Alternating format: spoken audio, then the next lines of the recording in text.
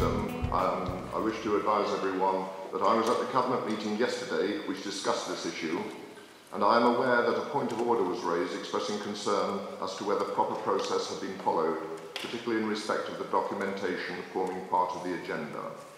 I feel it is therefore only right and proper that this issue be addressed again this morning, and I call on the monitoring officer to comment on this point of order. Thank you, Chairman. The issue has been raised about documents that were attached, and the advice to the council is as follows. Because the inspector has recommended modifications under the Planning and Compulsory Purchase Act, the council is being asked to adopt two documents: the plan, with the main modifications that were prepared as an annex to the inspector's report. These are two separate documents which the council is being asked to adopt. The two documents were published on our local plan web pages, and they were also annexed or linked within the decision report for today. I am satisfied that all procedural requirements have been complied with. For the avoidance of doubt, you will be aware that a further document was submitted incorporating the modifications, which was published only 3 days ago. This was produced for ease of reference, and this is not the document we're being asked to adopt. Thank you for that explanation. In order that everyone... Councillor Bowers. Thank you, Chairman. Before you proceed any further, just my immediate response to the monitoring officer's statement now. Yes, we may be being asked to adopt two documents today, albeit that one of them is the unsigned core strategy, but I'm also aware that the paperwork we've received now includes the minor modifications and, even more importantly, the, I think, 8 or 9 appendices. Are we to debate and adopt those documents today as well, or not?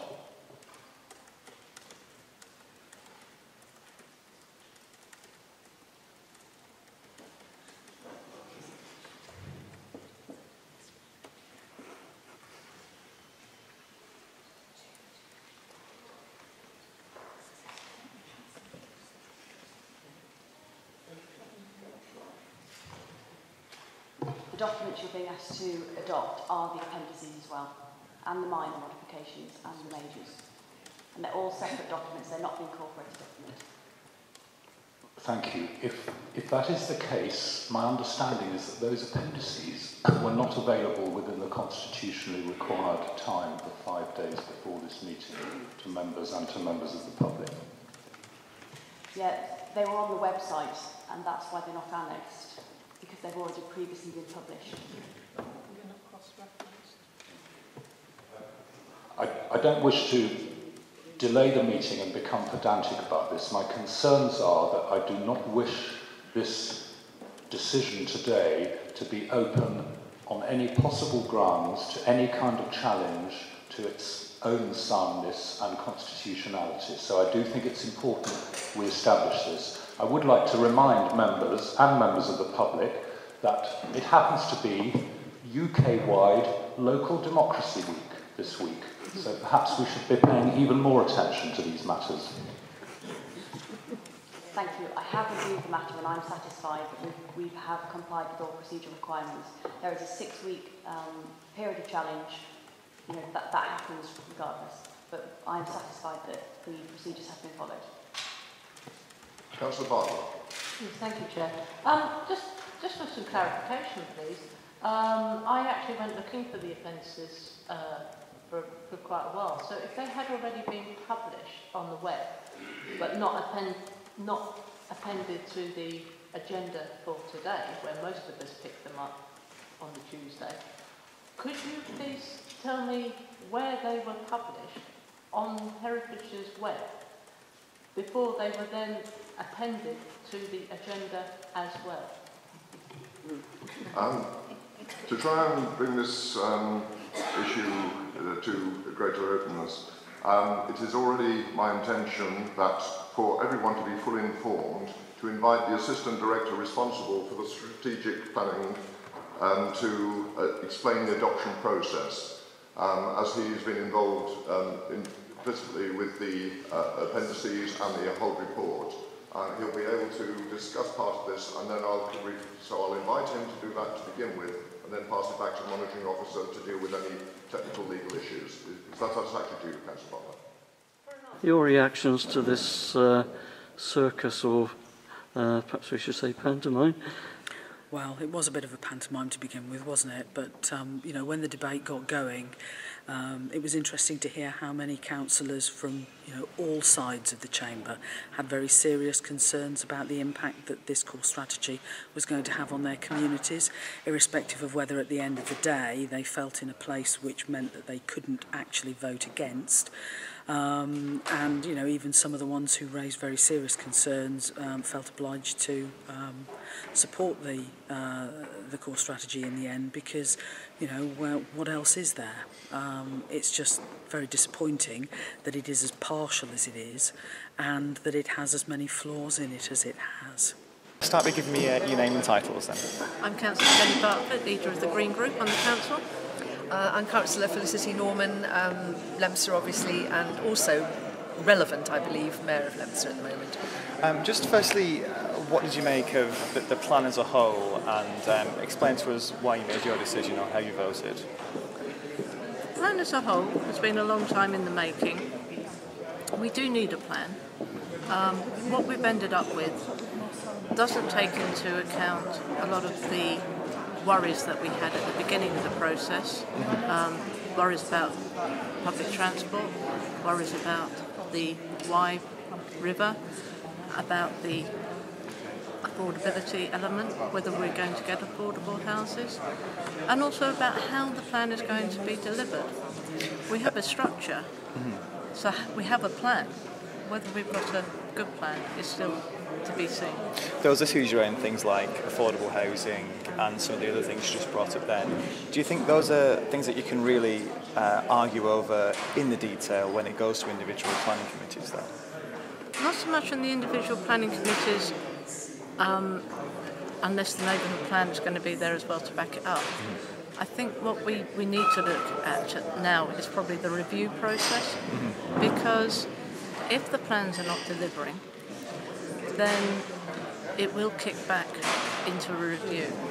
And there, I think, might be where we'd be able to make a little bit more headway to actually start turning this plan into something that's not just an aspiration, but is actually a more rounded, wholesome plan for everybody. There was a few councillors who said today, basically, this plan, for whatever its drawbacks, is better than no plan. Would you agree with that? I think I have to agree with that. We've heard about how on committee, and I'm on the planning committee, we are endlessly faced with developers coming forward with, you know, spurious applications, I would say, damaging applications, and we are told time after time by our officers that because of the lack of a 5-year plan, we can't really refuse it. Now, we have refused from time to time, but obviously we are vulnerable if it goes to appeal. So I think on balance, you know, as people have said, it is better to have a plan. But in specific reference to Leominster, as I made the point, there is much in that plan that's enormously damaging to Leominster. And I think where we feel particularly unhappy is the very poor consultation process. And in spite of many, many requests for proper consultation for officers and members, senior cabinet members, to come and discuss with us what our worries were, that was never responded to. And so not only have we been left with a plan that is not good for Leominster, absolutely not good for Leominster, and you heard members of all political persuasions making that point, whether they supported the plan or not. There's been very little consideration of that unhappiness, that worry, and that is one of the reasons why I wasn't able to support the plan. I don't like to abstain, it seems a rather feeble response, but taking on board the need to have something in place, I think that was the best we felt we could do. Okay, thank you very much. Cheers. Okay, your reactions, Anthony? Well, I think the result was as we expect it to be. We had a good debate, and the core strategy actually hasn't been debated enough, in my view, in the past. So better late than never. I and a lot of our group abstained in the vote. In my case, that was because I didn't feel confident that the plan was good enough to make the county as safe as some people think it's going to be in the future from the wrong kind of development in the wrong place. And also because I've had quite a lot of representation to me from my electorate who are not convinced about the plan either. So that was why I personally abstained. But we don't have a whip in our group, as you know, so everyone votes with their conscience individually. Thank you, Chairman, and thank you, Mr. Ashcroft, for your broader statement, which I will come back to. Just to return to what I believe may be this critical matter for our vulnerability to challenge about these appendices. The papers for this meeting identify no background papers.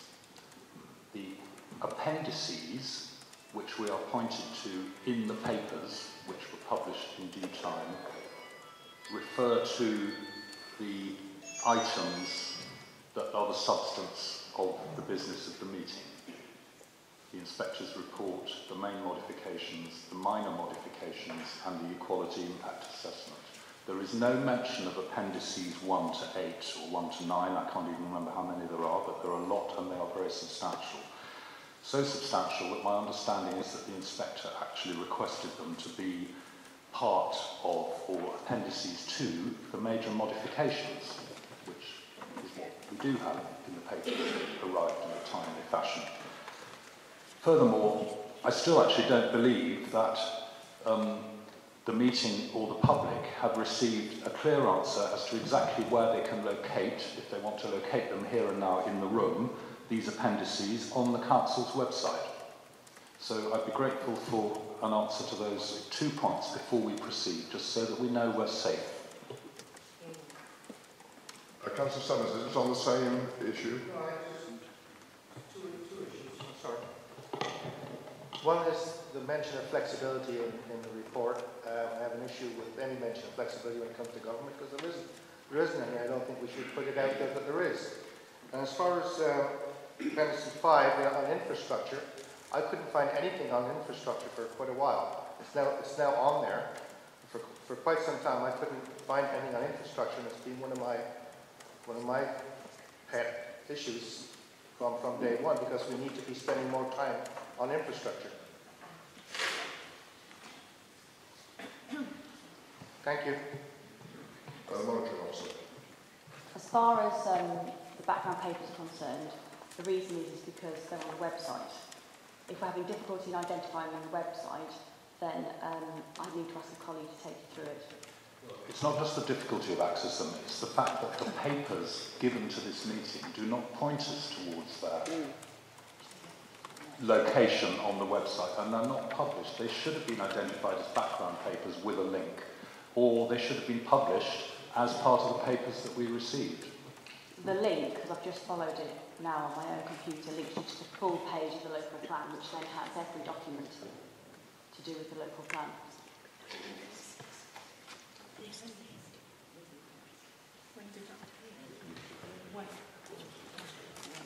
Is that the link at the end of paragraph 31? The link is on the first page. Now, I am the monitoring officer and I have been asked to review this matter, and I'm satisfied.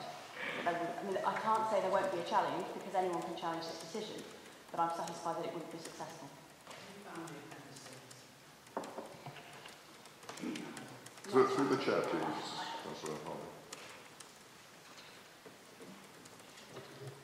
Have you found the appendices, monitoring officer? Sat here now, I can't link to exactly the documents now. So what are you going to submit to the Secretary of State? Councillor Matthews. Just a small query, Chairman. Can we be told when did that link appear? What date or what time?